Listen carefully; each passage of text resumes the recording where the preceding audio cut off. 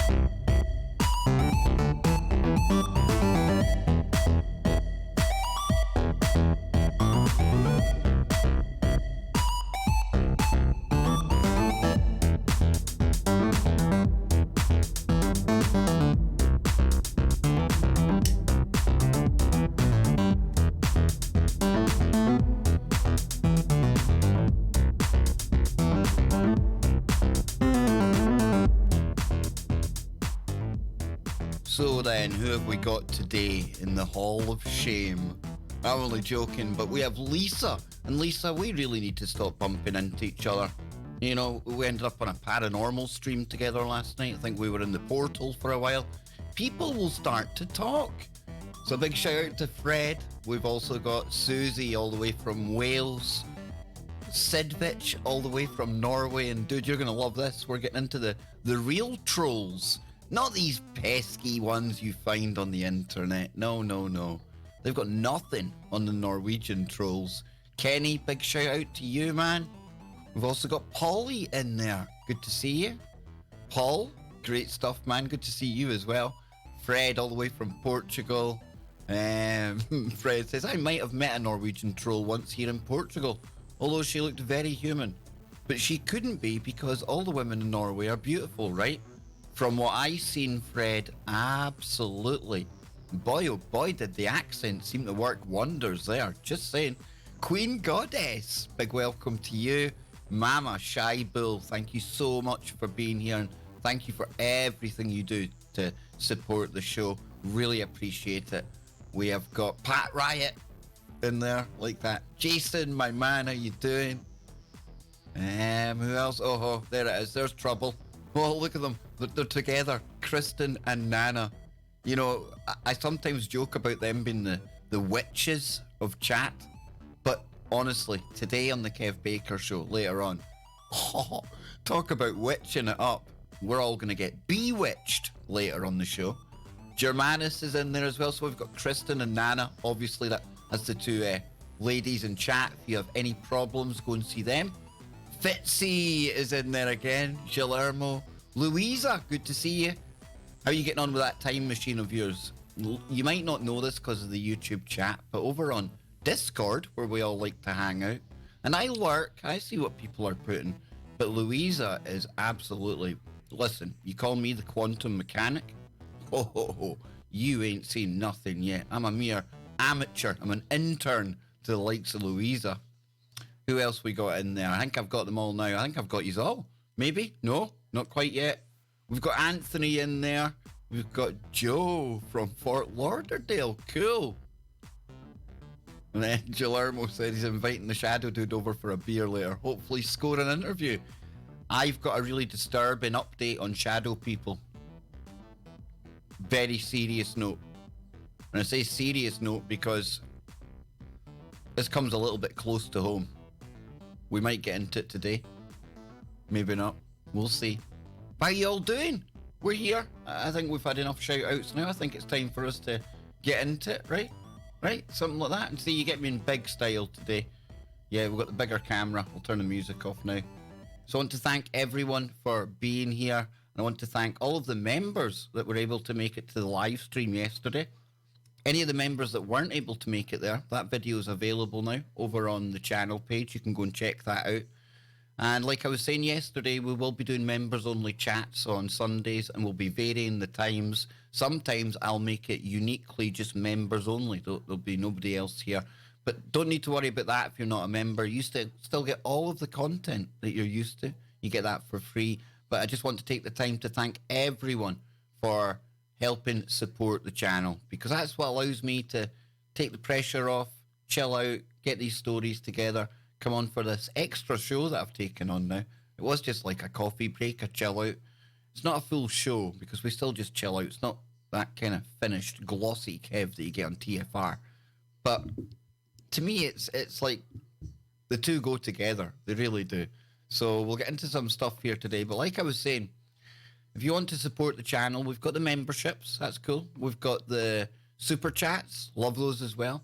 Very much love the PayPals. They are my favoritist way of supporting the show altogether.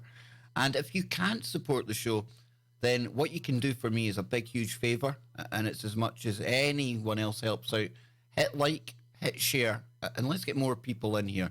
And let's see how big we can grow this chat and the channel.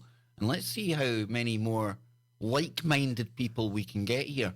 It's almost like we've got something magnetic going on, and that will be very relevant when we get into the first story today. But tonight, talking of witches, check this out, folks. Am I excited? Am I ever so excited? Because the last time I had this wonderful lady on, Tia Bell, unbeknown to me, it was maybe one of the most controversial shows of recent times, and anyone who bore witness to what unfolded over in the comments section on Facebook will know exactly what I'm talking about. In fact, myself, Tia, and Tia's publisher, we had dubbed it the Holy War of Facebook for 2019 because it just triggered so many people. And the thing is, Tia comes on and she talks about being a pagan, talks about druid stuff, talks about being a witch, done some psychic stuff. She played it really, really nice the first time round. She thought she'd be really gentle with the audience, but because of the reaction we got, myself and Tia have been of the same mindset. Well, tonight I go back to the coven, and I run the risk of being bewitched, literally, because Tia's not going to be playing nice tonight. No, we're getting the naughty bad witch as opposed to the good witch. So if we triggered the masses last time, the mind boggles as to what just may unfold later on today. So please join us for that. And I thought it was going to be just a radio gig, but Tia is so excited about coming back on and so looking forward to getting back into this and so eager to do this follow-up show that we thought, why not just do it on camera as well? So we will be simulcasting, and every time I simulcast, I'm very, very, very stressful of the fact that I would like you still, if you can, to open up a tab over at TFR, have your iHeartRadio, however you usually listen to the show, just because that is the true home of the Kev Baker Show. And I love doing this extra little bit with the graphics and the videos, but I never ever want to take anything away from the place that gave me my chance in the first place, tfrlive.com. Remember to check out all of the other good shows over there as well. So today, folks, we have got so much to get into. We truly do. And I've had a great weekend with some good streams over the weekend. I was mentioning that we might have an update on the Shadow Dude at some point. It's a bit close to home, shall we say, but I've been given permission to talk about this at some point. I might do it today. I might do it on a different show. Might do it on the radio. I'm not sure. I might even need to speak to the person in question just to get the real kind of details of what's going on. But needless to say, the Shadow Dude, the Shadow Man, the Shadow Things, yeah, they're quite close to home. Too close to home for my liking. No, don't panic, folks. It's not me. I haven't got Ooga Boogas. Not that I know of, anyway. But we can get into all of that, right? And we've got news on magnetics today. Quite serious, I think. Quite important. And then we've got a look at the Norwegian trolls, the real trolls of the internet. And then before I go away today, I'm going to do a kind of live dive into the Discord to see what people have been leaving there. We might find some funnies. We might find some dumb criminals. Who knows? anything goes on the KBS Discord, right? And if you want to join the KBS Discord, all you got to do is drop me an email. I'm sometimes a little slow to get back to people. I apologize for that. But I will email you back a link to join the server, which is valid for 24 hours. And if you don't get it in the 24 hours, don't panic. That's okay. Things happen. I get that. Just send me another request and I'll send you another invite.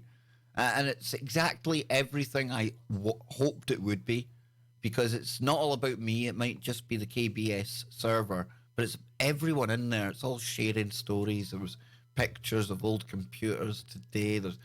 I think it's brilliant. We had Kenny showing us his devilish beer, or a beer called Satan or something. It's like the chat room 24/7. How can you not like a bit of that, right? Right? So then, and there's Kristen, thank you, dropping the link. Kev's beard is getting wondrously full. You like that, Tessa? You like that? And now what's people saying? Hello, I only figured out that people were triggered, haven't really listened to the show, or didn't see how Kev was trying to not lock himself in the box. Thank you very much, Gradient. Thank you.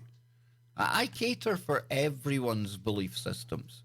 I don't like building walls around myself or any of you out there that will lead to us being in some echo chamber where we just hear the same thing all the time, over and over and over again. And then you'll get people coming on and preaching fire and brimstone about all this other stuff. Well, let's look at the other stuff that triggers people so much. Let's look at what other people believe in.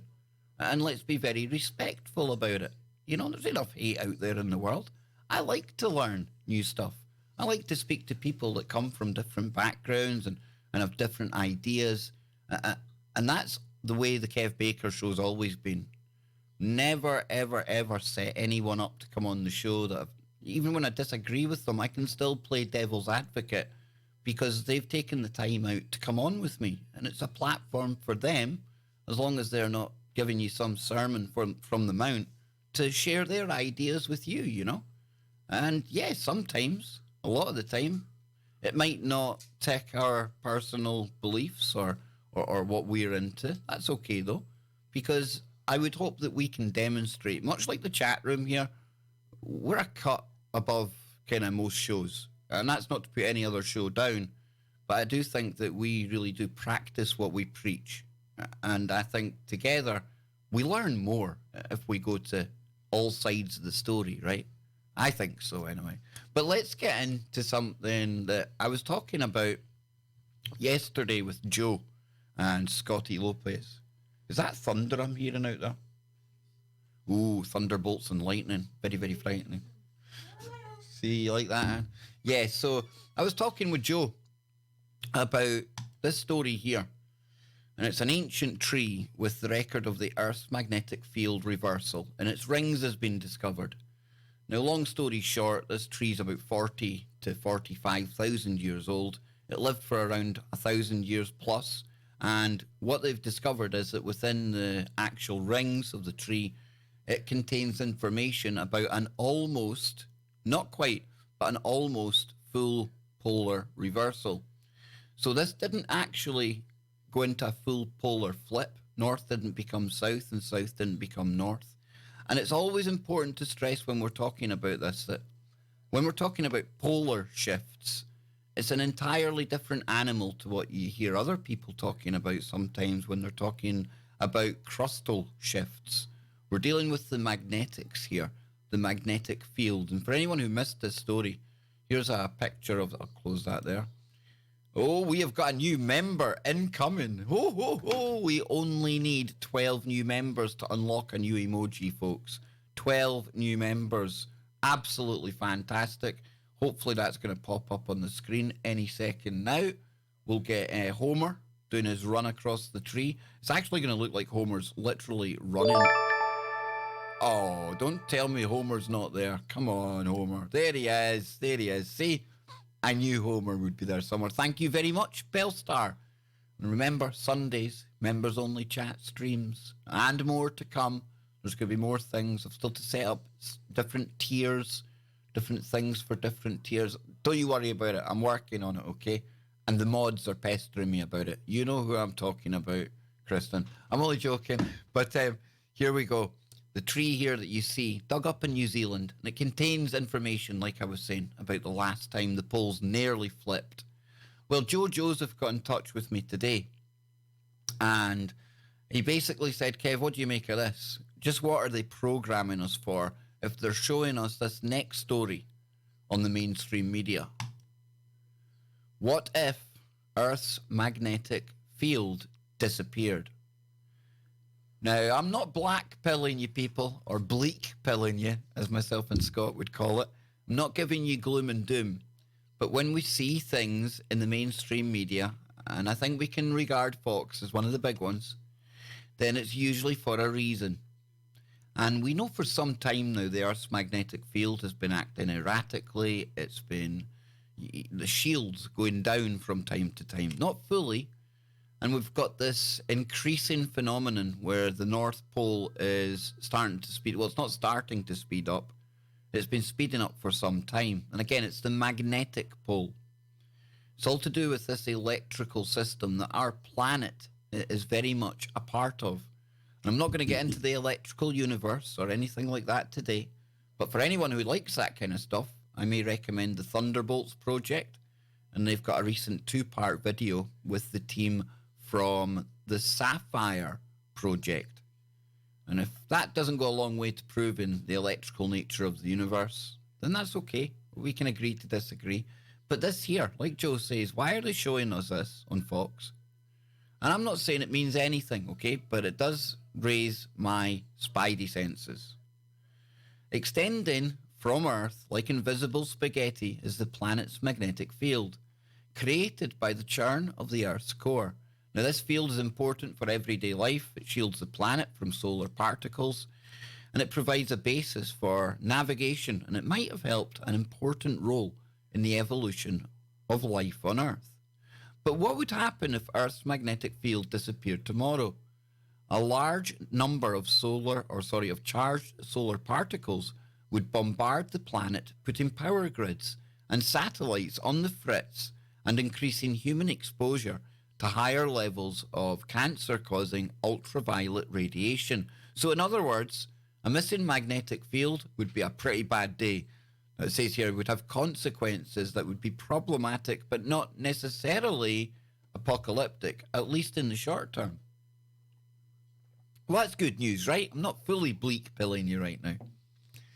It says, and that's good news. And it doesn't say because I'm not bleak pilling you. It says because for more than a century, it's been weakening. Now, in cosmic terms, a century is nothing, really. It's not even the blink of an eye, right? But it does show that there's a pattern or a trend that we're in right now.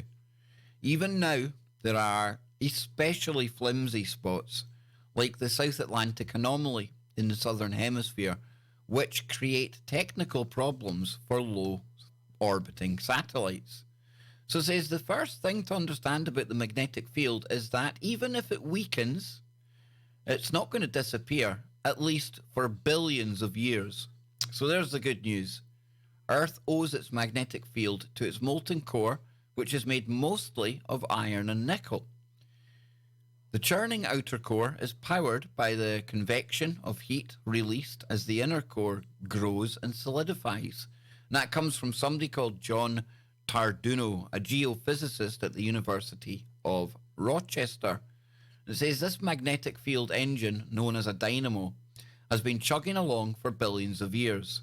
Scientists think that the current core arrangement may have settled into place about 1.5 billion years ago. And we'll take that as a ballpark figure, right? Because how would they really know? According to 2015 research that found a leap in the magnetic field's strength around then. But Tarduno and his team have found evidence for a magnetic field on Earth in the planet's oldest minerals, zircons dating back 4.2 billion years, suggesting that activity in the core has been creating magnetism for a long time. Or just the fact that we've been in a very an electromagnetic universe. I'm just saying. Says it isn't clear why the dynamo got started, Tarduno told Live Science. It was those pesky Anunnaki, I'm telling you. I'm joking, folks, I'm joking. Though it's possible that the enormous planetary impact that created the moon might have been the key driver. This impact, which occurred perhaps 100 million years after the Earth came together, would have shaken up any stratification or layering of materials in the Earth's core. Imagine shaking up a bottle of oil, water on a planetary scale. This disruption could have promoted the convection that still drives the dynamo today. So, oh. Testing, Brian. Yay. See, Brian's cool. Brian was locked and loaded long before the show Sid. It's because you're called Sid Vitch and you're called Vic over on. You're confusing me, Sid, and I'm easily confused. Now we'll get into a bit more of this, see what it's saying. It says, so the weakening field, something we've got going on right now, right? And I'll be coming to the chat room soon. And Polly says, oh, Zircons. I know, it sounds like the bad guys or some kind of alien race that they'd meet in Star Trek, right? I don't know. I watch too much sci-fi. We know that. So it says, far more relevant to the lives of humans is that the magnetic field is weakening.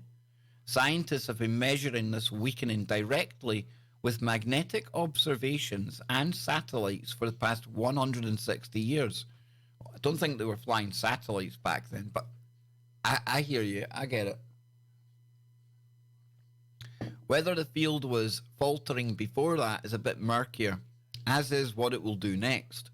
The magnetic field is currently about 80% dipolar, Tarduno said. That means it acts most like a bar magnet. If you could put iron filings around the planet and remove the influence of the sun, which spews a constant stream of charged particles called the solar wind, blowing the magnetic field around like a long hair in a breeze, the resulting magnetic lines would show a clear north and south.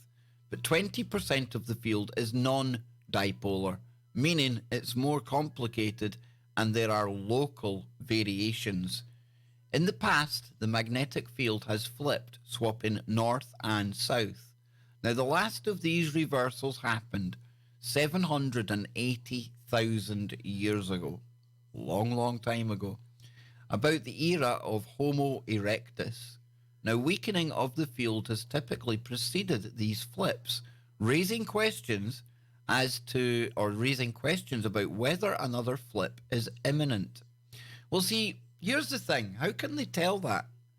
Because in the paragraph above, they said that they've been observing things for 160 years.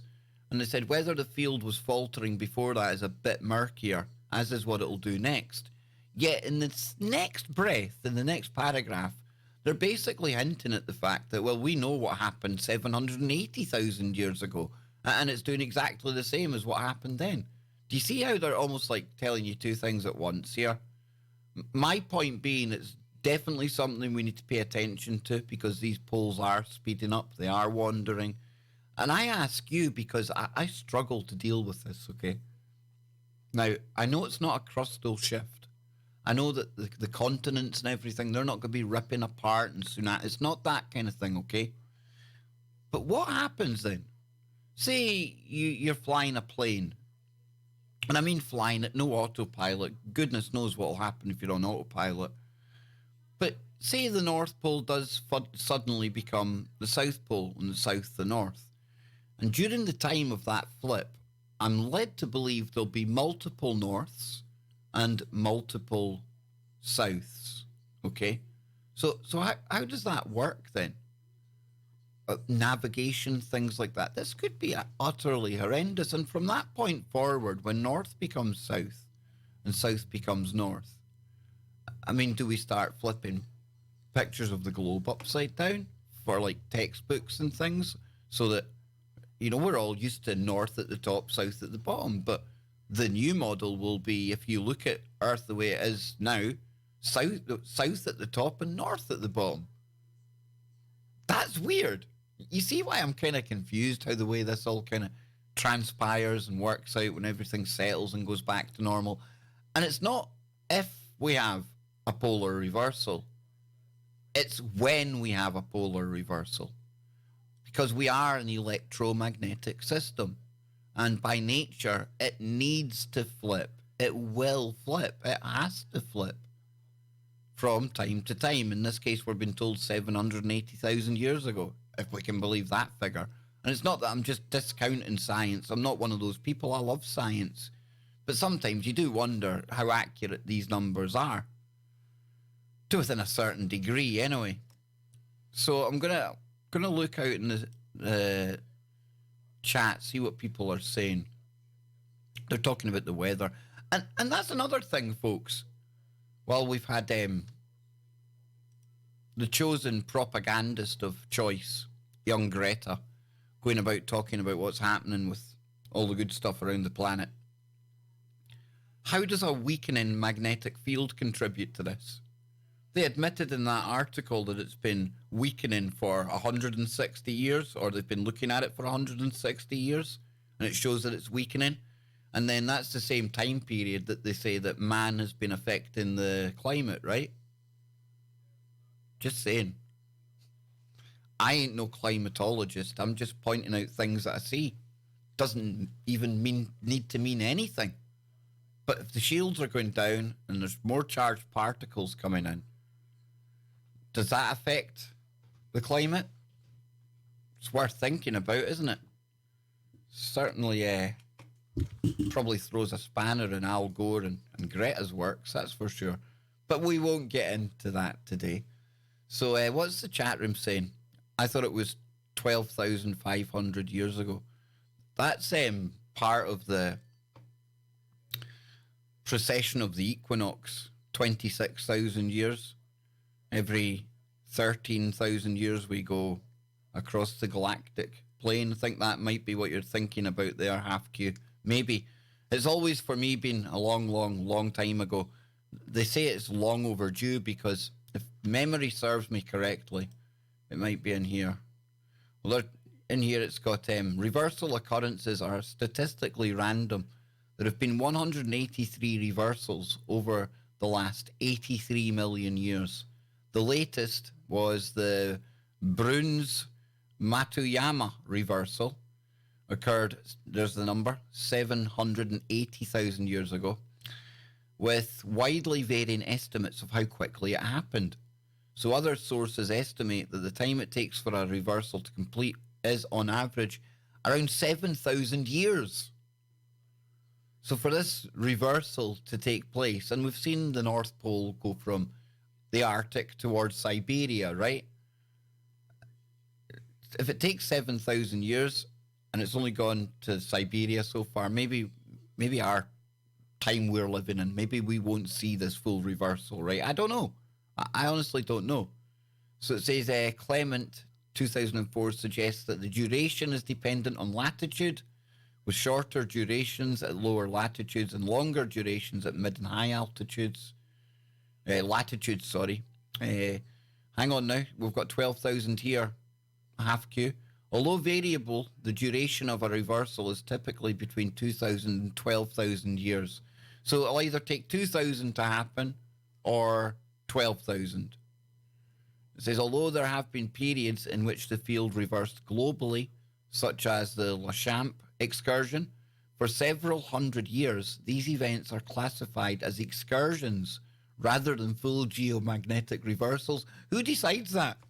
Did they just go on holiday for a little while? Was it just a little excursion they went on? You know, they fancied going down to Siberia for a while, but when they got there, they decided it wasn't much better than the Arctic, and they just came home again. They packed up, they put their shields up, and away we went. What? Point being, folks, it's something for us to keep an eye on. But you know me, I don't like to generate fear. I don't like to tell people to head for the bunkers just yet. I'm more the optimist, the half glass full. The shields are still half up as opposed to being half down, right? And my point being, we'll keep an eye on it, but we won't, lose our shit on it. We won't let our brains turn to mush on it, okay? And I'm sure there's people out there listening, watching this right now thinking, Kev, you don't have a bloody clue what you're talking about.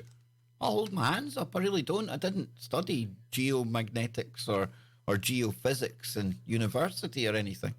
I'm flying by the seat of my pants here, folks. I'm throwing it out there. But when you see Fox News talking about it, And you see this from earlier on in the month talking about it. And I don't want to play any of this because it comes from PBS Spacetime, verified. I have no idea on their fair use, copyright kind of stuff. I ain't wanting to run the risk, folks, because if we were to get a copyright strike, it would take away our ability to live stream for a while. And I don't want that. That's the last thing I want for any of us here. Not just me, but for all of you as well. We've got something good going on here. But over to the chat room. I'll let you have a time to tag me in a comment, tag me with a question. If I can answer them, I will. If you disagree with me, I don't know how you can disagree with me because I've only been reading things from here. I do think there's something weird going on with the magnetics, so I think that might be playing into how we're all experiencing erratic sleep. I think it might also be displayed and visible with all of the stuff that's happening with the weather going on as well. There's people that watch the magnetic meters, like the incoming particles and things like that. And from what they've been telling me, things are very, very weird. In fact, there's things going on with the magnetic field and the particles, the solar wind, that they've never seen before in the time that they've been watching all of this data coming in. And again, none of these people are experts, but when you watch data for long enough, you do get an eye for how these things are working. And when something anomalous happens on the scale of what's been happening recently, I think it's probably wise that we all take note and just have at least be aware of what's going on. Never let any one story become that thing that distracts you from everything else. And I know it's hard. Sometimes I feel like that dude that's running about trying to balance plates and keep them spinning when you're trying to look at so many stories. But if you are able to do that and you get used to it over time by not investing too much energy into them, just look at them. Don't take them too much to heart. Keep an eye on everything. Then you'll get a knack for it and you could be doing what I'm doing. See? I'm trying to encourage you to pick up a camera as well. More the merrier, I say. So let's take a little think about the magnetic field. Tag me up and I will come to you after these short tunes.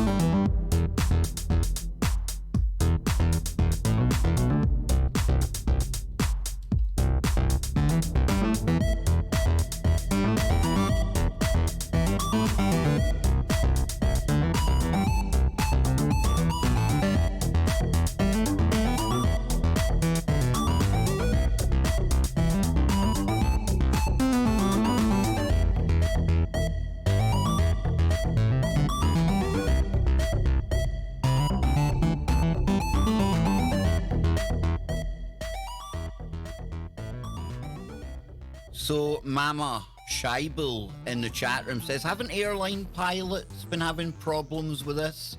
Their compasses. And Polly, I see your question as well. I'll come back to that in a moment. But yeah, they have, and it's nothing new. January 10th, 2011, phys.org reported Tampa Airport runways renumbered due to the magnetic north movement. That's not some conspiracy site, folks. It's phys.org. It's real pilots in the real world at a real runway coming in to land somewhere, and because the GPS, the magnets are off, they're pointing in the wrong direction, they're coming in for landing on runway 2, you're clear to land, only to be lining up with runway 3.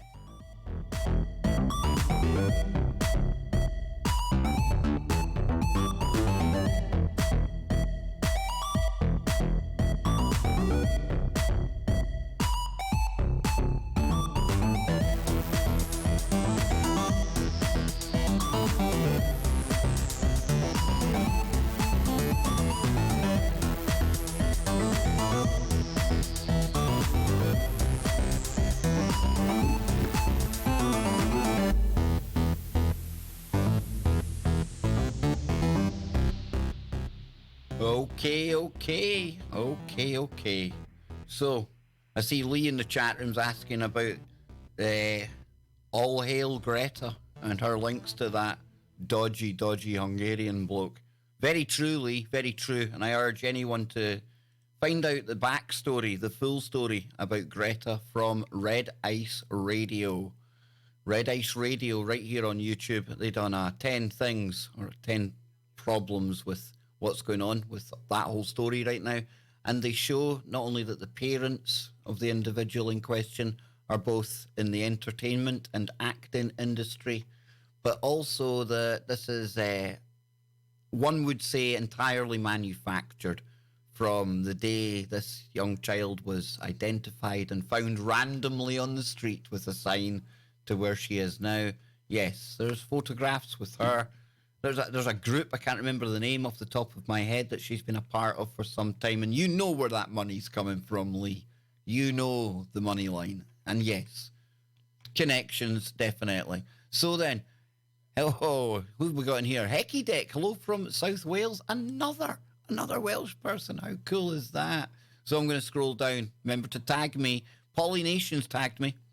Says here, wouldn't a compass show the pole shift? Mine points the same way still. Well, here's one way you could have tested that. It's hard to test it now, I suppose, but back in 2011, say, or before 2011, like this headline you're looking at there says, Polly. And again, this is just me thinking off the top of my head, right? But if we had stood outside in the year 2000, say, and we had taken magnetic north, right? And let's just say there was a tree right in front of us at magnetic north. And then if we were to go outside right now and look at magnetic north, would we still be pointing exactly towards that same tree in that same line of direction? I don't know. And I would imagine, the compass then. So what happens if you're walking along with a compass, right? Say when this is all going on. And we know it takes thousands of years now. But say you're walking up a hill, you're going north 1 minute, next minute, poles flip. Is it going to say then, is your compass point going to then say that you're walking south and you're going to have to turn around 180 degrees and start walking the other way to go north? So you go north halfway and then south the rest of the way, but you still go in the one direction? Damn, that's a head pickler, isn't it? I don't know, dude. I don't know. But if we look here, I'll dig something up. Magnetic north wandering. Hopefully we'll see an image or two here. Okay, so here we go. There's one there from Noah. This is showing you.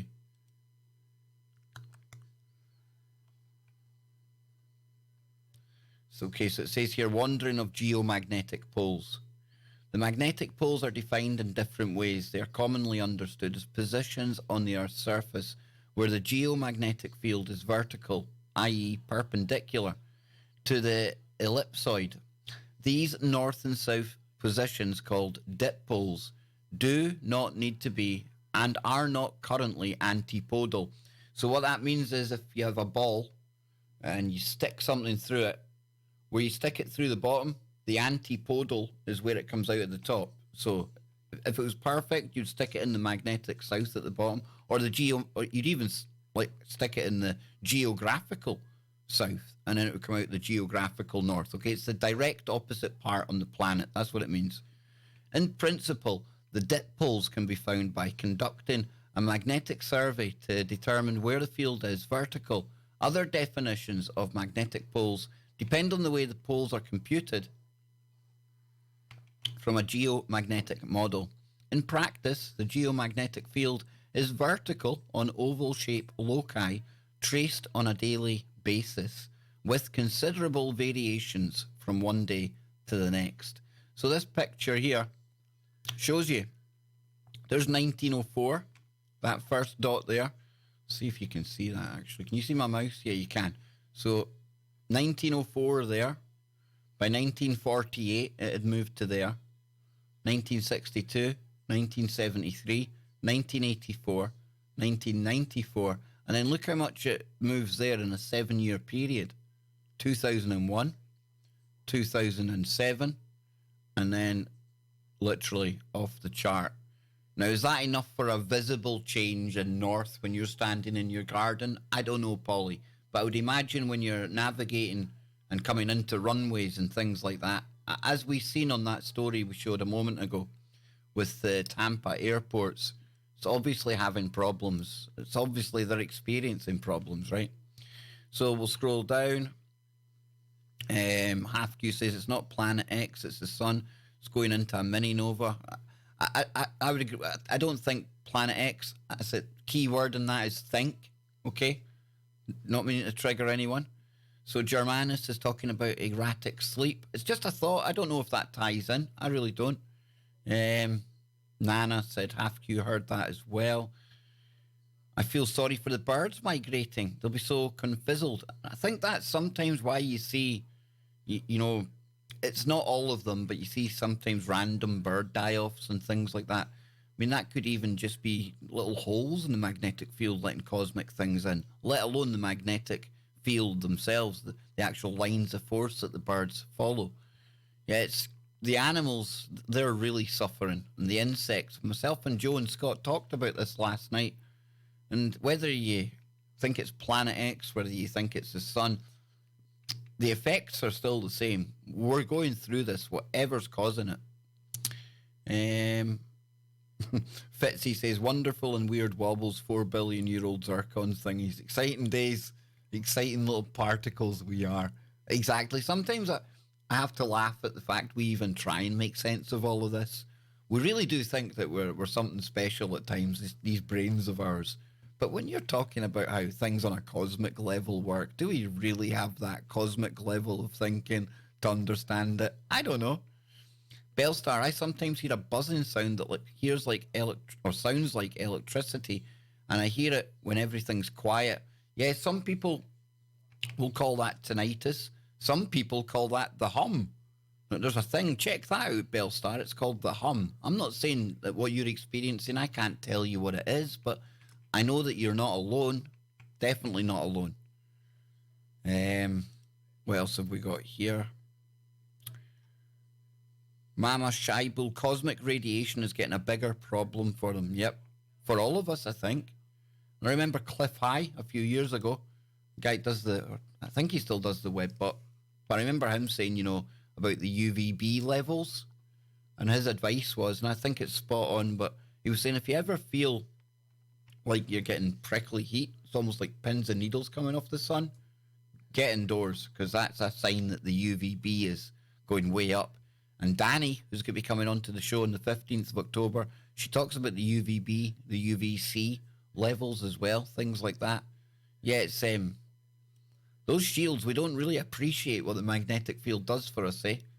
Sid and everyone else up in Scandinavia, that they get to see the magnetic field in action. They probably appreciate it more because they get the visual effects of the solar wind slapping off those lines of force, right? And it's one of the most beautiful light shows in the universe that we know of anyway, the Northern Lights. Maybe they appreciate it a bit more because you can literally see what's going on above your head there. So if we scroll down, let's see. Einstein said the universe, this is Andrew. Einstein said the universe is all gravity. It isn't, it's all electric. Yeah, between Einstein and Newton with that gravity stuff. And again, I think even Einstein knew that he didn't have the full picture. And when you look at the research and the experiments that are being done with plasma, I think the electromagnetic nature of the universe is there for all to see. I really, really do. And I've asked Brian Keating about that before, astrophysicist. I've asked Brendan about it.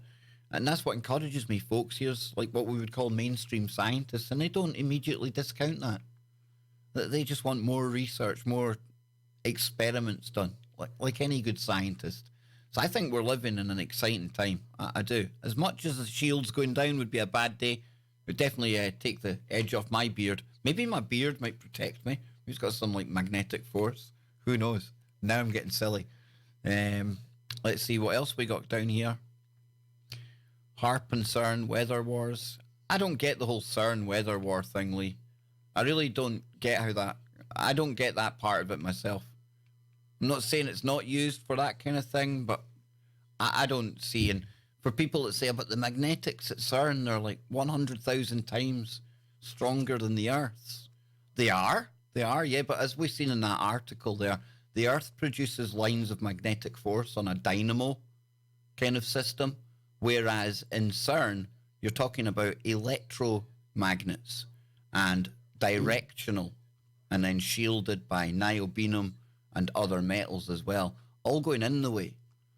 And if you don't believe me on that, then go and take a look at how many planes fly over the Swiss-French border. And it's just as many planes as there's always been. Why is that? Because the magnetic strength is all directed and it's shielded by the ground as well, 300 feet of Earth. It's all pointing in the way. It's a different type of electromagnetic field that they're generating there. And we could maybe go over there. We could go for a meal at a restaurant just close to CERN. And I would bet you that there's no forks flying about hitting people in the head, which you would expect if all of these lines of magnetic force were flying about there at these strengths they talk about, right? So, yeah, again, weather with CERN, I don't know, maybe. Where are we now? I got lost. It's moving too fast here. Kenny says all lives matter. They absolutely do. And then Margaret, we are entering a grand solar minimum together with a polar shift. We are going to see crops failing around the world as they're doing now. Margaret, you're not the first person to talk about sand growler, grand solar minimums. And our good friend Nancy, and again, a shout out to Nancy. I hope you're getting well, Nancy. I really do. She put me onto that grand solar minimum. Yep. Scrolling down.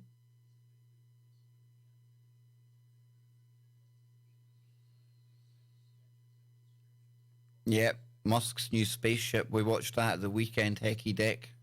Myself and Scotty Lopez. Well, they might have done it again, John, the actual change in the numbers, but it was 2011, I remember them doing it. That's not to say that they haven't done it again more recently. Wouldn't surprise me if they have, if they're always on the move, right? Yeah, they're always based on magnetic north. That's right, John. Yep. But that was 2011. It wasn't, well, I suppose it is recently in cosmic terms, I suppose. John, you're not watching your screen, dude. I've got it on my screen. Look. Tampa Airport runway is renumbered due to magnetic north movement. Maybe you're not watching the screen. Maybe you're just listening. I get that. But that's January 10th, 2011. So we've got that one. And, yeah. The old magnetic north, eh? And that takes us nicely to, not the magnetic north, but the North Pole and the Arctic Circle and the real trolls, not these pretend trolls that you get online. No, we don't deal with them here on the Kev Baker Show. Thankfully, we don't have any of them here turning up in chat yet.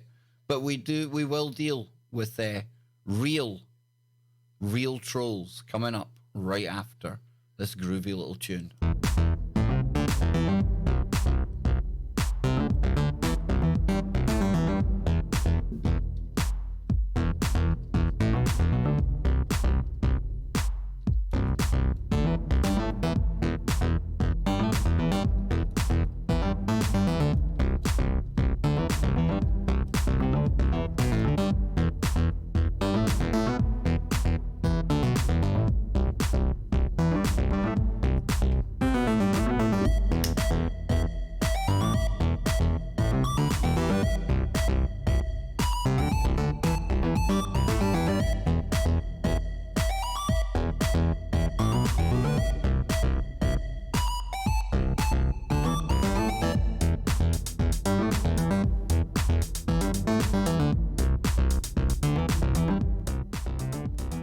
Andrew in the chat room, great comment, man. The reason why magnetism isn't big in science is because it has no Cartesian value And you say mathematicians are scientists these days. How about this, Andrew? The problem with science is that it's become so mathematically based.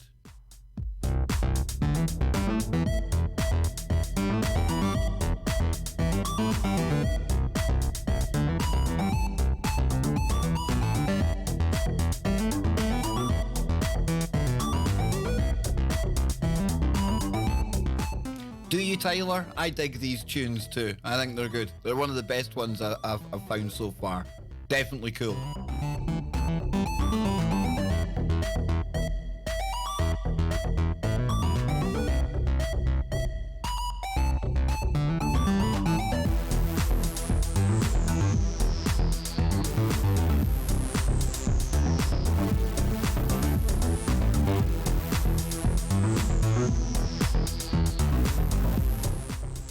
So, you know, you've been taking a bit of grief online. One of these keyboard warriors have been taking you on, and they're proud that they actually revel in the fact that they get called trolls, right? And we can see a little troll or two on the image you're looking at. But the next time somebody tries to troll you hard, always feel comfortable in the idea, in the knowledge that behind the keyboard, away from your sight, at some location somewhere around the world, whoever it is that is trying to annoy you, who's trying to put you down, who's trying to make you forget that you're all awesome, always have a little chuckle at the thought they look just like that.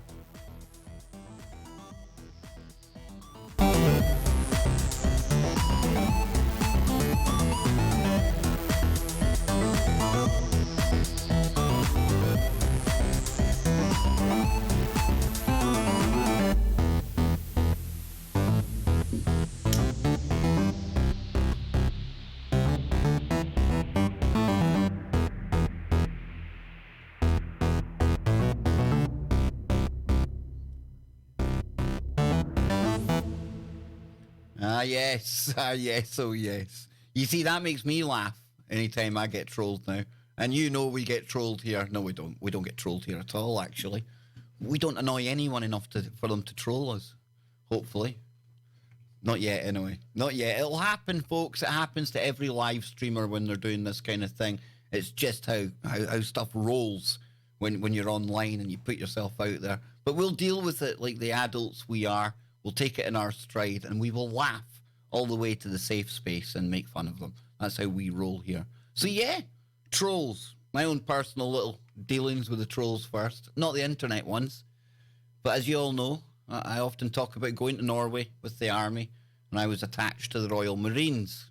Now, big thing when you go abroad, you know, you think, right, what am I going to bring back for people back in the UK? You know, my first deployment out of basic and trade training, thought it was the big man way over there, you know, Mr. Independent, joining up with the Marines. The first week was hellish. The rest of it was absolutely brilliant.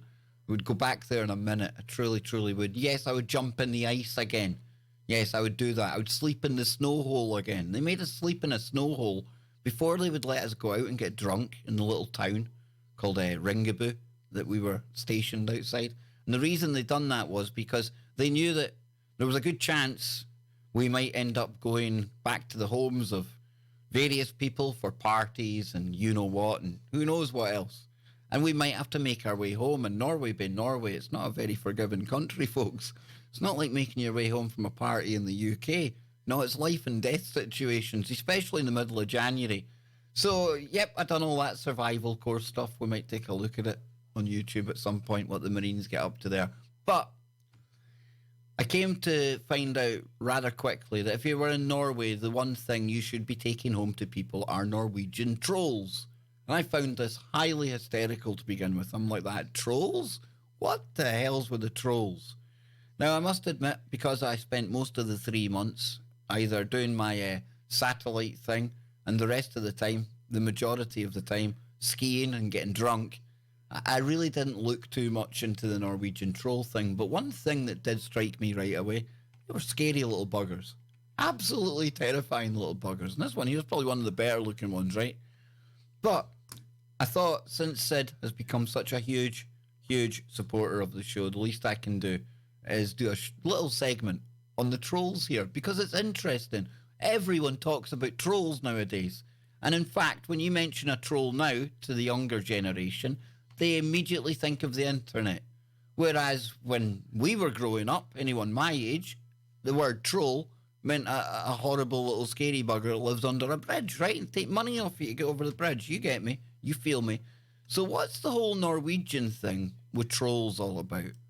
Well, it says here, and this is lifeinnorway.net. Look at that wee one there. How cute's he, right? So your immediate thoughts, folks, are they good? Are they bad? I'm not even asking if they were real at some point, because these things, it's like the fairies, it's like the Sasquatch, it's like Nessie. These stories are born out of truth. Okay? You got to trust me on that one. Let's get back into it. And Jericho, thank you for a shot of your pic. Thank you for a shot of your picture, yes. Let's get in here. So, you may have driven Tolstigen or hiked to the troll's tongue, but how much do you know about the mythology? Whether it's a tacky figurine lined up on a gift shop shelf ready to give you the perfect souvenir, or a fluorescent-haired cartoon toy aimed at entertaining children, we all know trolls. Or do we? Trolls call me Moon of Dwelling Rungner. What? Trolls call me Moon of Dwelling Rugner, Giant's Wealth Sucker, Storm's Sun Bale, Ceres' friendly companion, Guardian of Corpse Fjord. That sounds inviting. Swallower of Heaven Wheel. What is a troll other than that? Well, that definitely takes the whole kind of cartoon face of trolls away from me. But it says here, and what's that all about, Sid? Corpse Fjord? I think we're going to have to get a lot from Sid when we get into this. Look at these things here. Now, admittedly, I have known some humans in the past that do look like, not the princess there. No, none of my exes looked like that. No, I wouldn't be that cruel. But I have known a few people that look like that.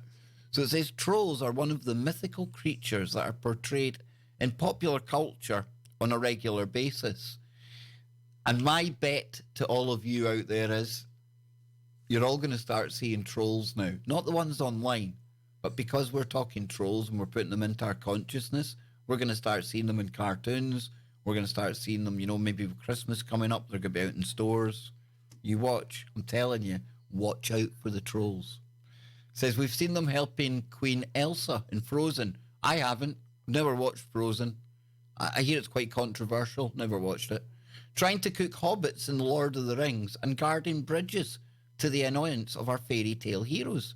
Now, each portrayal is slightly different from the last. So where do our mythical trolls come from? Their mammy's basements? I'm only joking. And what are proper trolls like? Well, the answer to that, as always, is complicated. We like complicated answers. Join us as we go into the hall of the Mountain King and try to get to the bottom of this legend. So then, Lothar, that's terrible. Your wife doesn't look like that, dude. I've told you before, Lothar. Well, I haven't told you before, but it sounds good. And I suppose we could add it to one of my last dating tips on the list, right? But when it comes to beauty and the difference between the Norse goddess and the Norse troll, you see, in this current day and age, my friend Lothar, one is merely the flick of a light switch away. That can be the difference between good and bad. And don't we all look beautiful with the lights out, Lothar? Yeah, Lothar's away taking out light bulbs now. I see it. So then, the origins of the mythology. Now, as Norse mythology was mostly handed down orally, it can be difficult to get a real handle on what's what. Gods and monsters are referred to by different names, and when we come to interpret the source material, the Poetic Edda and Prose Edda, that were the last attempts at writing everything down, we find various scholars disagreeing on almost everything. The noun troll or troll, meaning varied fiend or variously, fiend, demon, werewolf, and giant comes from the Proto-Germanic word trullen, or unknown origin. A giant? I must admit, any time people have said about giants or trolls, I've never thought of anything giant. I've thought about them being more my kind of size, to be honest with you. You know, like 5 foot nothing, maybe smaller. Like fairies almost. Just a bit bigger than the fairies. We've got one incoming all the way from Troll Land. We'll get that off the screen for it. Sid Vitch is incoming. I hope I haven't offended. Probably offend people with that dance. Troll, troll, troll, a real troll. Go troll hunters. Go troll hunters, indeed. Is that not the name of a TV show or something, Troll Hunters? If it isn't, it should be, right? But that there, this little stack of stones, in Scotland we call them a cairn. Now I take it we're about to read on here. I'm assuming that these are built by gnomes, if you see them in Norway, right? So it says there's much overlap in the terms Jotun, giant, troll. Now that's either a B or a P. Burrs or purrs, hostile monsters, and Risi or Risi, heroic beings. Some theorize that there are 4 distinct classes of beings, while others believe that troll is a catch-all for mischievous creatures. They do look mischievous, come on. What we do kind of agree on, when we distill all of the arguments down, is that there are 2 types of troll. The first type is known as the forest or mountain troll. They're generally depicted as large, dumb, brutish creatures akin to a large Neanderthal. These are the beings that eat hobbits for dinner in Lord of the Rings, or distract from Voldemort in Harry Potter. They are said to use their connections with nature to uproot trees to use as clubs, as well as being able to cause hurricanes and avalanches. Dang, they should get a job at CERN or HARP. They really should. So there are also trolls whose riddles you have to solve to cross a bridge. They're the ones I don't like. These ones that come out of the side of the bridge and make you answer mad, creepy questions and things. I mean, I've never got one wrong. I'm still here to tell the tale, right? But, it's not good. And if you ever find yourself inside a fairy tale or playing a role-playing game, not like the trolls play LARPs, but a genuine, real role-playing game, I couldn't resist. Unlike their forest-dwelling cousins, cave trolls live completely underground and are generally depicted as smaller than human, with a large round abdomen and short stubby arms and legs. That's because they drink so much Norwegian beer, isn't it, Sid? I know that. These are more akin to the trolls that help Queen Elsa in Frozen. So in Norse mythology, however, they're not generally friendly to humans. They use their connections with nature to baffle and deceive humans. Now, no matter the type of troll, they all have some characteristics in common. Aside from being unfriendly, they're also generally depicted as stupid and dangerous. They may set clever riddles, but they're usually easy enough for humans to overcome. Hence why I'm still here, you see. So it says one tale tells of Askeladden, the youngest son of a farmer who needed wood from the forest to pay off his debts. When his first 2 sons went into the forest and returned empty-handed, having been scared away by the troll, Askeladden went to the forest with a piece of cheese to keep him from starving. Now, when he encountered the angry troll, and I've been told by my deep state source that this is the troll in question. Take my word for it, okay? Intel, inside intel. You just have to believe me on that one. So it says, when encountered the angry troll, Askeladden pulled out the piece of cheese and, pretending it was a rock, squeezed it until whey came out. Thus, the troll was fooled, and fearing his strength, offered to help the boy with his wood cutting. Now, I like that. You almost pulled off one of those bait and switch moves there, Used a bit of illusion. Made it look like you're a bit magical. You see, he didn't know about the cheese, the troll. Easy to fool these things. So it says, after working hard, the troll invited the boy back to his home for a meal. And as he was tending the fire, he pointed to 2 huge buckets and asked the boy to fetch water.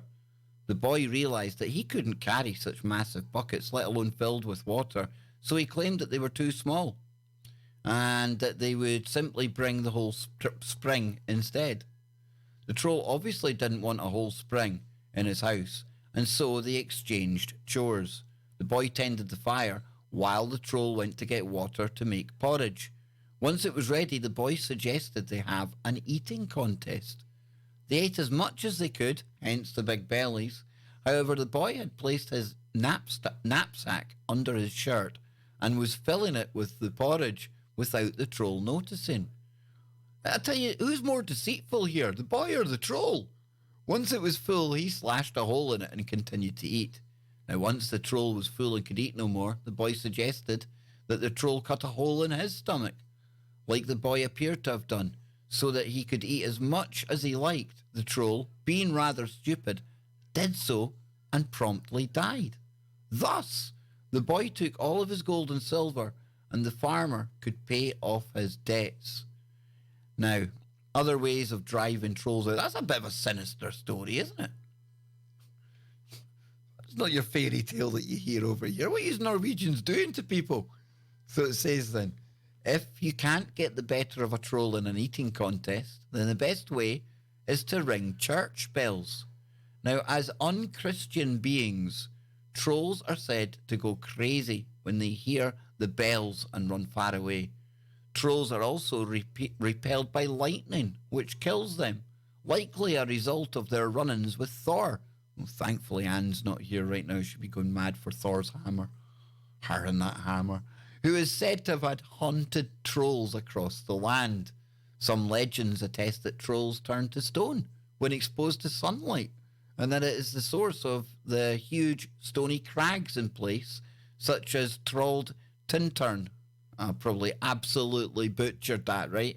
And that's obviously in Norway. Now, in fact, there are many places within Norway named after the creatures, from the Tolstigen Mountains to the famous Trolltunga, and that's the Troll's Tongue rock formation. No matter what type of troll you encounter, you now know that all you need to do is keep your wits about you, keep a knapsack full of cheese, and hope, just hope, that there's some church bells around. Absolutely fan-bloody-tastic. What a nice, light story to kind of bring us towards the end of today's stream. We'll see what people are saying yet, though. I'll go back to the chat room. But that's not really a friendly-looking troll. I don't know what I'd do if I seen a troll with 3 heads.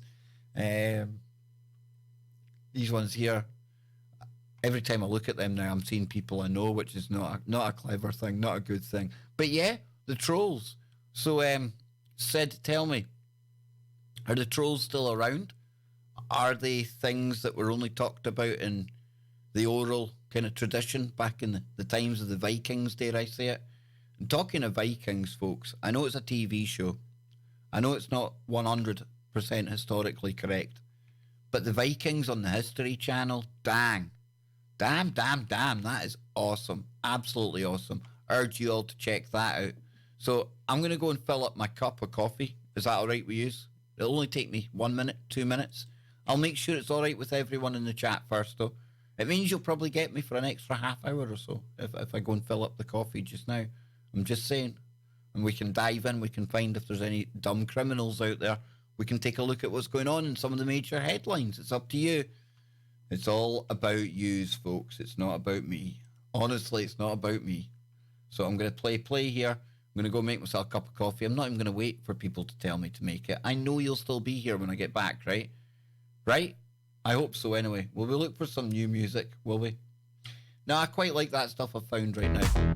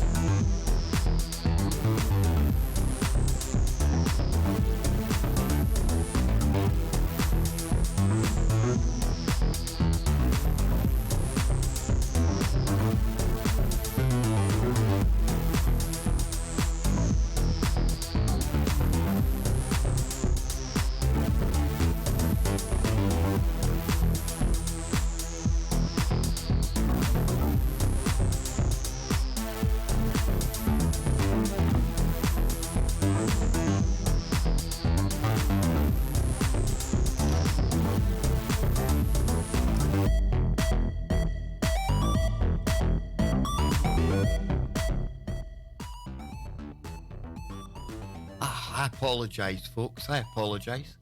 I didn't realise I had left, I don't know, Hillary's cousin on the screen there. But we're back. We're back. We're back. I've got coffee. We're jamming. So I'm going to see what the chat room are saying. We'll have a little... Who's a Muppet? I'm a Muppet? I'm only joking. No, I'll dumb criminals. Sid Fitch is talking for... He's looking for dumb criminals.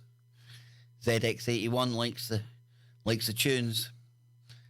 Lisa and slacking. She's actually gone for 40 winks because she was like, what time was she working today? About 7 o'clock in the morning.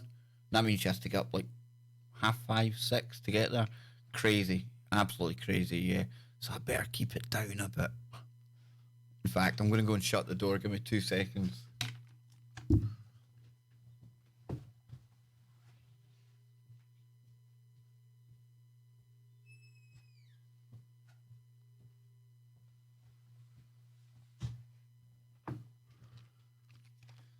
There we go. And Sid says he hasn't seen any. They're shy.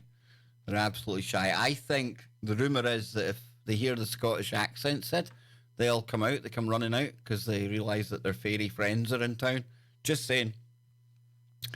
Everyone's saying, yeah, get the coffee. Dead XA. Not downbeat or too weird. Yeah, that music's cool. I'm liking it. Lee has got to run. See you later, brother. Good to see you here, man. Okay,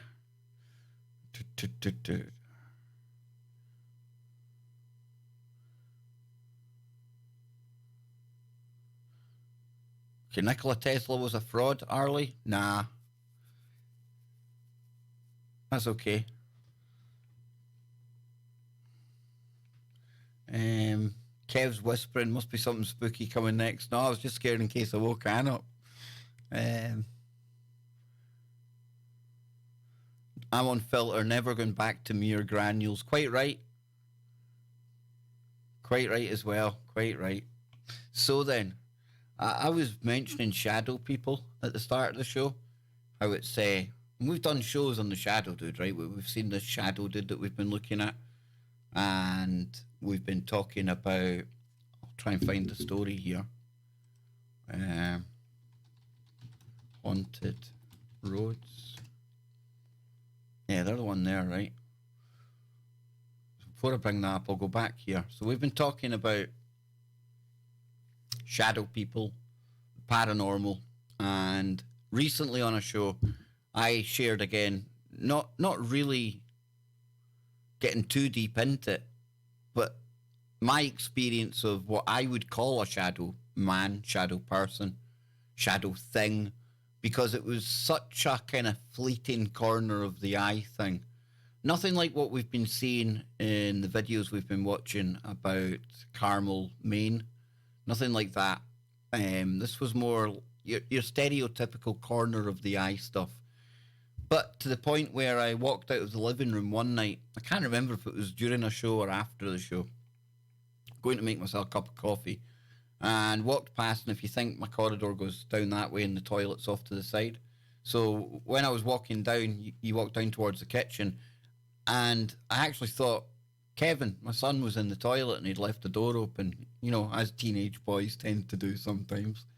And I started talking to him as if he was in the toilet. And then he shouted to me from his room, and I freaked out. Because like I say, I had seen somebody in the corner of my eye moving about in the toilet. So that was my shadow dude thing. And that led me to get Bill Bean to come on and do a deliverance prayer for me on the air. And that was a really emotional show. I don't know what happened that night. You know me, I don't really talk about my own beliefs or faith that much. It's too divisive. Turns people off. It's not important. It's a personal thing. But that prayers that Bill was saying that night, whoa, boy, oh boy, something weird happened. And I'd never had anything else with the shadow thing since then. Nothing. So the other day I'm talking about that and the shadow man and my experience with it. And also, we'd been going over this story here. 8 of Scotland's creepiest haunted roads and bridges. Now, I'm going to actually, before I do this, I need to send a link to somebody. Because that way, we might get a live update as we talk about this, okay? So give me 2 seconds here.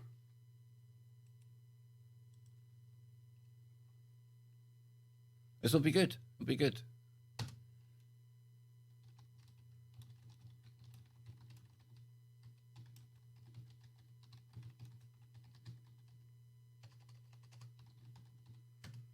And if I send one here,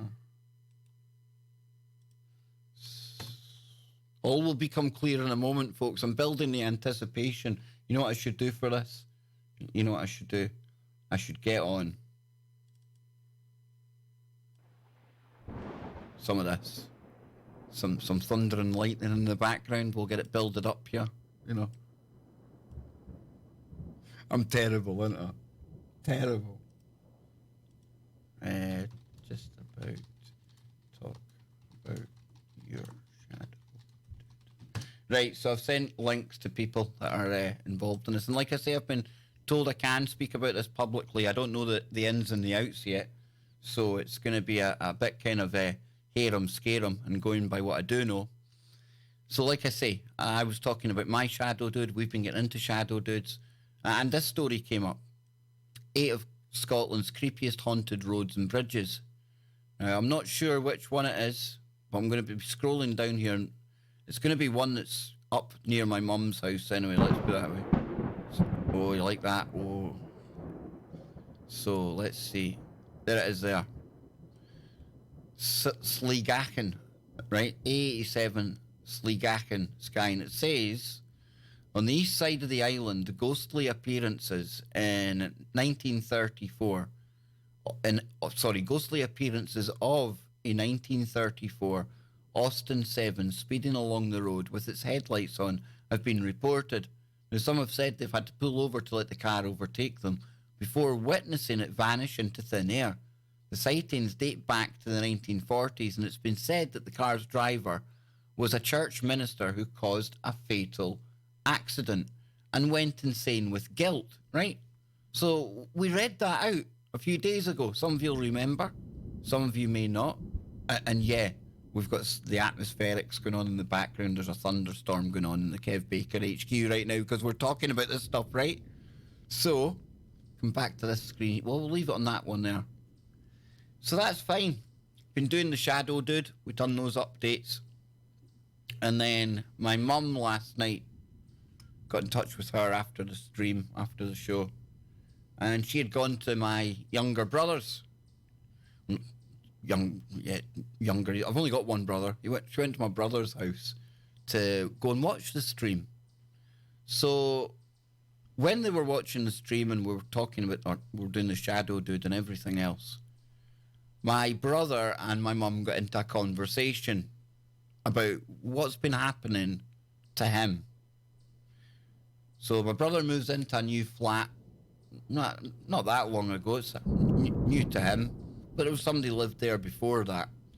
And he had told me, my mum had told me as well, there's like you sometimes hear doors opening and the guy that stays there with them, they hear things.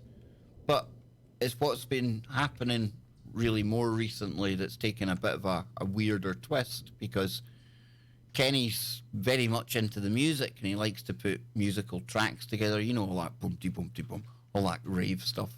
I don't even know what you call it anymore. Dance, trance, grime, who honestly knows? But he's actually got a pretty good ear for it. He's pretty good at it. So he's got the laptop and, hear that? And he'll sit there, he'll have the headphones on, and he'll be in the zone, right? And my mum was saying that he was telling her, and he only told her now because he didn't realise that I had my own shadow type experience. And with what's going to become apparent in a moment when we follow this story on, but Kenny, not once but twice, has had full-blown experiences with the type of shadow dude that we've seen at Carmel, Maine.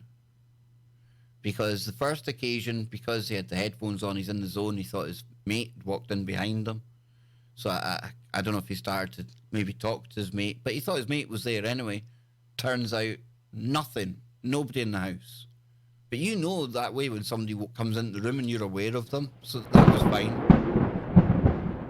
And at this point, because of the adrenaline, and you know what it's like when you've experienced something real like this, my mum says basically tears in his eyes.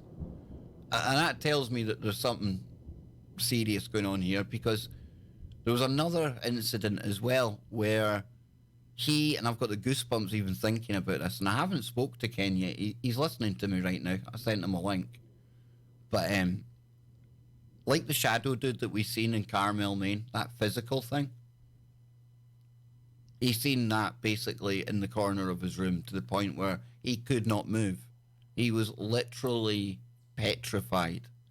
And he hadn't told anyone about it because we would think he was going mad. But the other synchronicity that kind of persuaded him to come forward and share what's been going on with him is to do with these roads. And in particular, to do with this road in Skye. This one I have a problem pronouncing. The Sligachen Road, the A87. And what my brother does is he's a delivery driver. So he drives all over the north of Scotland. Sometimes he comes down to Glasgow for training and he delivers. I'm not going to name the company, anything like that. But there's him and his mate. You got your driver's mate. They take shots of driving. They lift stuff and hump and dump stuff. You get it. So they go to Skye occasionally. And I'd known that. I always used to laugh and joke with my mum saying, imagine going to Skye for anything. But that's another thing altogether. It turns out the story that Kenny shared with my mum, it's exactly the same as what we've been told that other people have reported on that road. That one right there. And this happened before Kenny had heard me talking about this road. This happened before that, but he hadn't told anyone because his mate's dozing off in the van. He's kind of getting comfy. I don't know if they're going to or coming back. And driving along the road, they seen, I think, I may be wrong because I was getting a second hand from my mum. They seen a car parked up, or he seen a car parked up, an old car, a really old style car with the headlights on, but nobody in it. So he drives past it, and that's pretty weird enough. But then the car itself, he sees looking in his rear view mirror, it starts to chase him, but in reverse. And now I don't know how the whole episode finished, whether the car disappeared, whether Kenny was able to drive away from it. I do not know. But as I was saying to, I think it was Kristen today, all of these things have happened to me and Kenny. And there's other people as well that have been affected by that bloody trip to Boleskine. And I know, how can a trip to Boleskine end up with you seeing something on a road somewhere? How can that lead to shadow dudes? I'm telling you, there's something happened up in Boleskine, and I don't know if me or my brother will ever be able to put our finger on it. That was Queen Goddess says, if your brother has any natural abilities, spirit will be drawn to him. Well, my mum, she's kind of like a magnet for Ooga Boogas. And she's had psychic telling her that before, people telling her that. So it's not impossible, Queen Goddess, that maybe just he's open to more things, and more things manifest when we're able to see them. Maybe these things are around all of us all of the time, which is terrifying. It's only now and again we get to glimpse them. I don't know. I'm looking forward to getting a good few beers with Kenny, ciders or some kind of alcohol. Lots of herbal companions that night as well, and getting the full story. And hopefully, because I'll probably be up north at the time when I get the full story from Ken, I'll tape it, or maybe even, we might even live stream it, and you'll get to hear the full thing. But that was the personal kind of interaction with the shadow dudes. Make of it what you will, I don't know. But I know for a fact, I know Kenny, and he's not the kind of guy, in fact, he's beyond serious at times. So he's not the dude that's going to blow smoke up people's behinds. He's keen on this like I am, but then when you get touched by it, dang, does it terrify you. You got to be careful what you're playing with, I suppose. You really do. So, yeah, that was a weird one. It was a good one. I hate to say it's a good story, because it involves my brother. But if it was anyone else that I didn't know, I'd be going, oh, that's a cool shadow dude story, right? So, Kenny, I love you to bits, and I'm not making light of your shadow dude story, but that's a good story, dude. That is a good story. That's a good example of how some people experience these things.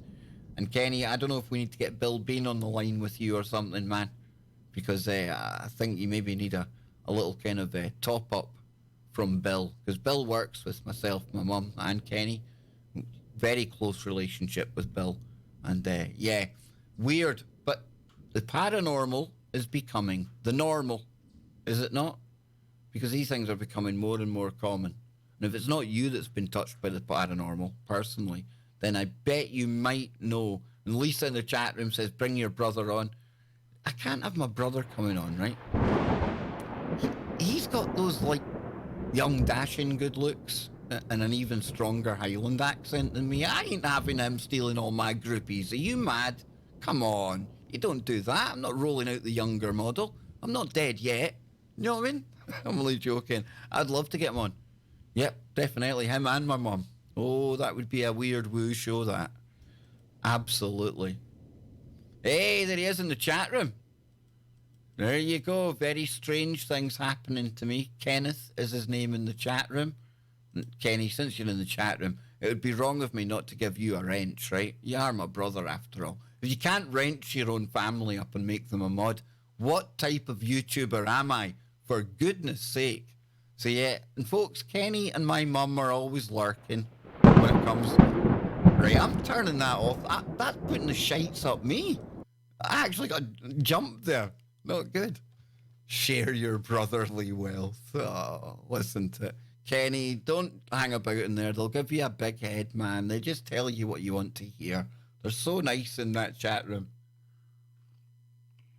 But yeah. No, Kristen, he's not as scruffy as the old dude. He wishes he could grow a beard like mine. His looks like it would get blown off in a good wind. See that thunder and lightning we were hearing there? That would blow his beard off, I'm telling you. Seriously.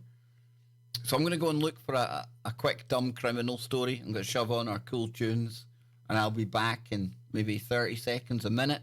We'll do a dumb criminal. We'll get ready to wrap up and start looking forward. We will start looking forward to... Correct, I am better looking. You wish. Come on, wee man. Damn, dude. Damn. That's awful, man. But, no. Where was I? What was I saying? Yeah, we'll start to look forward to tonight's show again. With Tia. Yes, I'm looking forward to this one. Psychic Tia. And the last time Psychic Tia was on, something you might not realise, but she had said to me, during the break, I'm getting a message through for you, right? And I'm like, ooga booga. And she started talking about a man, who in my life, family, grandfather, something like that. She didn't say that actually, but said somebody that passed with it and they had a bad knee. They had a bad knee when they passed. And at the time, I mean, it was only my grandfather I could think of because he'd been a guy in military uniform as well. I think that came up. And then it was maybe a few days later that my mum told me, when your granddad did pass, he did have a sore knee. His knee was dodgy. So there you go. There you go. So Lisa says, Kenny, tell your brother to stop stalking me. That's terrible, Lisa. I think I was over on King Frostmare's stream before you were last night. So that would mean you're stalking me. And you're in my chat. So that means you're stalking me. See? I'm getting stalked. It's only stalking if you don't enjoy it. And I don't call that stalking. So there you go. So I think, yep, I'm napping up for this show. Good man, Polly. And we're only going to be here in our 5-10 minutes, folks. I'm going to start to look in the Discord, find a dumb criminal story to take us out for the day. It's been a blast yet again. Remember, if you want to support the stream, and I would really appreciate it if you could, but it's not essential. You can do the PayPal thing. You can do the Super Chat thing. You can become a member and take us one closer to those unique emojis. We unlock another one. I'm really, really loving the memberships and the members only stream. That's really good fun as well. So I'll be back in 30 seconds to a minute, and we'll get into some dumb criminals. Not the fun-loving criminals. I love the fun-loving criminals. Remember that band? I'm going to show your age if you remember the fun-loving criminals, but they were cool.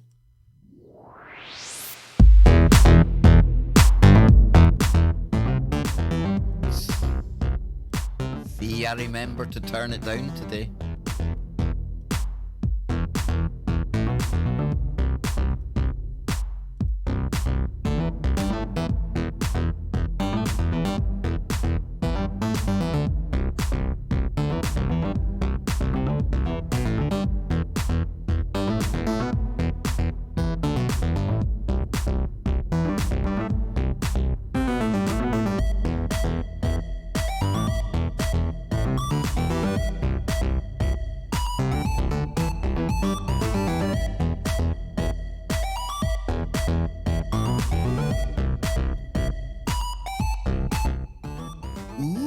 Traffic cone emoji. We're gonna have to do a vote, a poll. I'll do a poll on YouTube.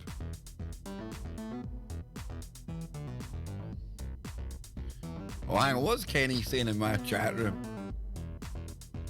Oh dear Lord.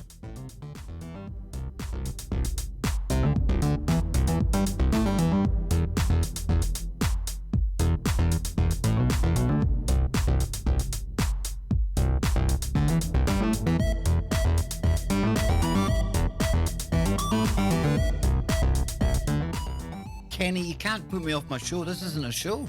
This is where we chill out.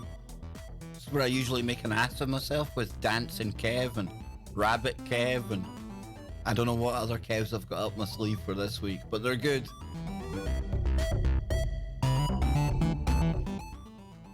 People in the Discord, where do you find these stories?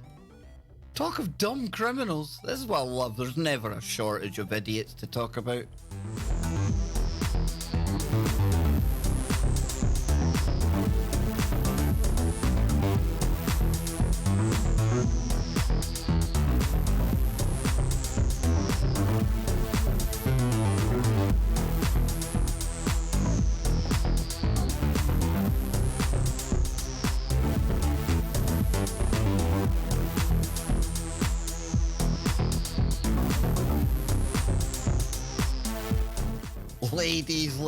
Ladies, you know I have an eye for the ladies, right? You get that. I don't hide that.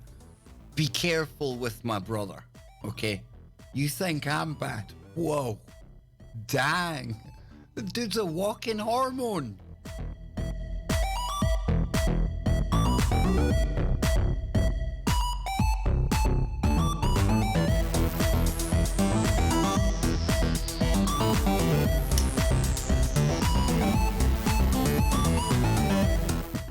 Kristen. It takes me all my time to get my mum to figure out how to get on the Facebook call that we do every night. Technology and old Mama Pearl, it doesn't work well together, no. In fact, we often joke that maybe she should move out to like some Amish community. I think it would suit her perfect. It really would. Maybe one day. She's been on the show before, Kristen. You know that, right? You didn't know that? Well, maybe I'll just need to re-upload that show. I think we lost it in the great cull of the algorithm war. But you know, that's not to say anything against Google. The algorithms here, they're great. Google's great. I love YouTube, right?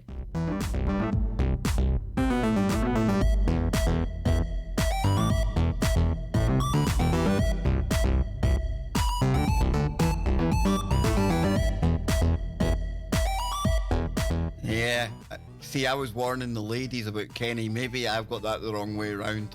Kenny, it's like Cougar Central in here, dude.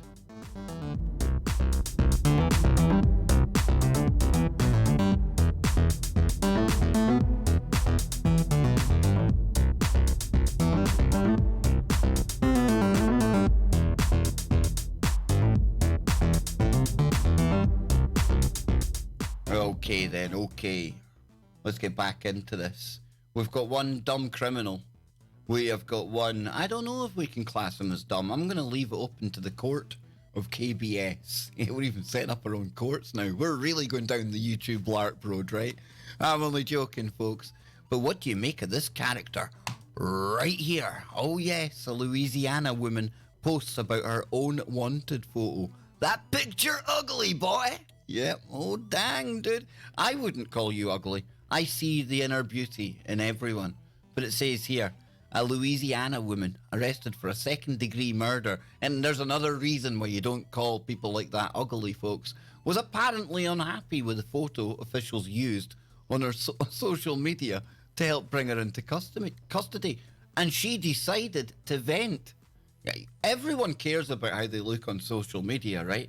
I mean, you've just committed like a murder, a second-degree murder, and the first thing you're caring about is how you look on Facebook. That's very telling about the times we live. That picture ugly. Precious Landry, who was still at large at the time, commented on her own mugshot, uploaded to the St. Martin Crime Stoppers Facebook page last month. This one takes the biscuit. This one is in the running, I think, for maybe one of the dumbest ones of the year. And we will be having a dumbest criminal of the year come December time, folks. Oh yeah, we'll be having our top 10 dumbest criminals. We'll be having the top 5 LARPs on the internet, and we'll be taking a look at the top 3 Tadger politicians as well. That's what we'll do here. That's how we roll on KBS. We do the Walk of Shame. Well, we don't personally do the Walk of Shame. I've done it a few times. Nothing shameful in that, though. But we do the Halls of Shame. Yes, indeed. Says Precious Landry. Why do I keep on wanting to call her Laundry for some reason? We'll just call her the Laundry Woman. That'd be a cool name if she had done multiple murders. She could have been like the Laundry Killer. That'd be a cool one. So Precious. Oh, Precious. You are always welcome to head over to the sheriff's office and take a new picture if you want, Crime Stoppers responded. Or you can just wait to take it when somebody turns you in to collect the $1,000 reward. Soon after, the post was updated to say that Landry had handed herself into law enforcement. Thanks for all your tips and information. Well, that's one way of getting the criminals to hand themselves in. Just get them in their most uncompromised or the most, horrid picture available. Trigger them on social media to the point where they hand themselves in. So yes, Precious Landry, you're there. In fact, I'm going to make a folder for that right now. Add folder.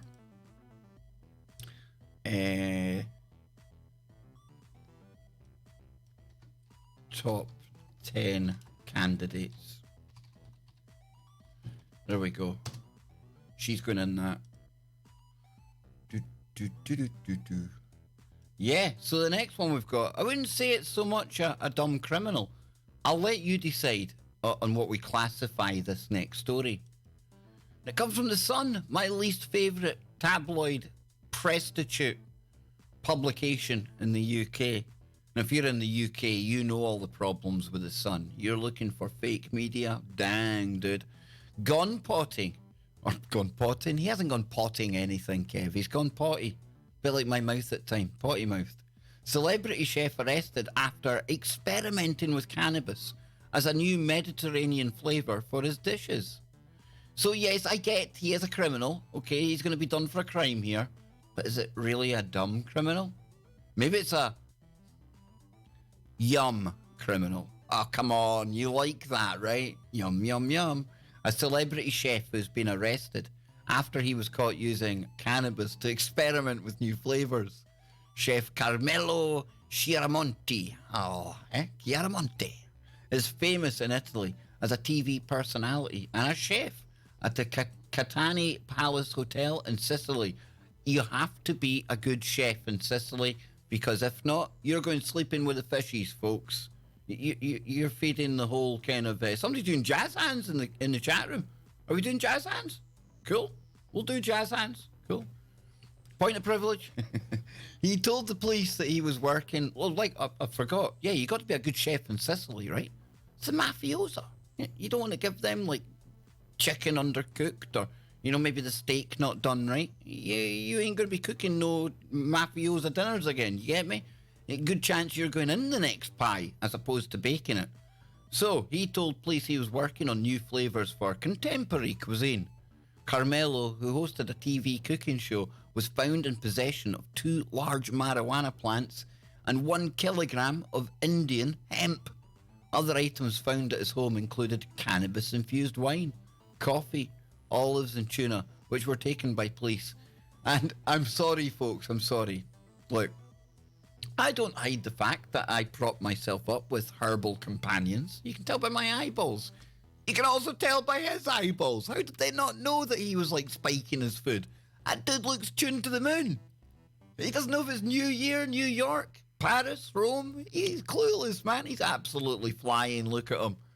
In one of the shows called Immoral Recipes and Aphrodisiac Foods, he previously said that he cooks with, or he said that cooks were like a, quote, drug addict and an alchemist. Isn't a food like an alchemist? In some ways?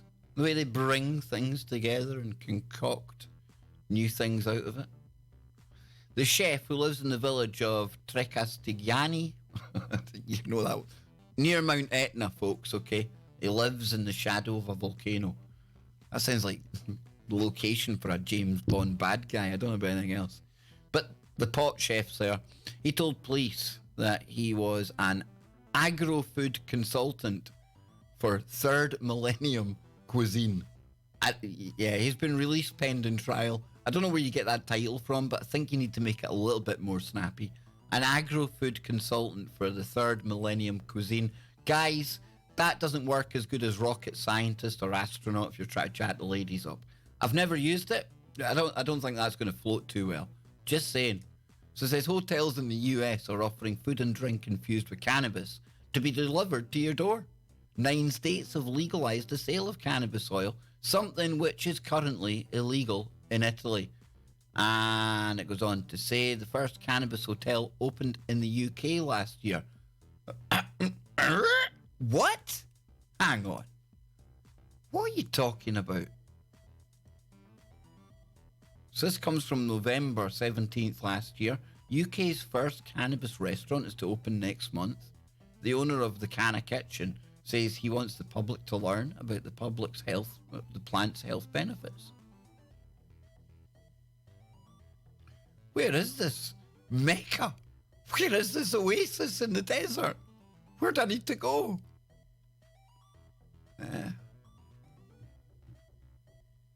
Oh, come on. Don't hide it from me. Don't you hide it from me.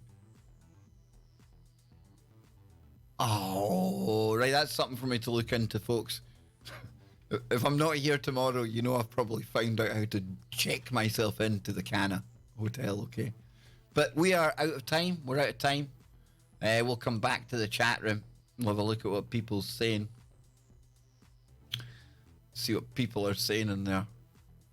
Hopefully they've been gentle with my brother. Oh, no, see, here he goes. He loves the cougar. See, he's at it. Now he's happy. There's his flatmate, Reese. That's the dude I was talking about who Kenny thought it was. And I'm led to believe that Reese, too, has heard some of the weird ghostly noises in that flat. Let's see what people are saying. I'm back from the bathroom. Sorry to say. Great comment. Not too algorithm friendly, though, probably. Sid says, saying hello to Even, watching from Norway. What else we got? Just pay them to hand themselves in. Yeah, if you probably told them that they would get, like, I don't know, a free iPad if they handed themselves in, people would probably do it. I thought we were getting some exciting breaking news there, but it's just politics. Just politics, folks. Don't worry about it. So what else have we got before I let you get back to your evening? Let's see what people are saying. Saves you the munchies, says Susie.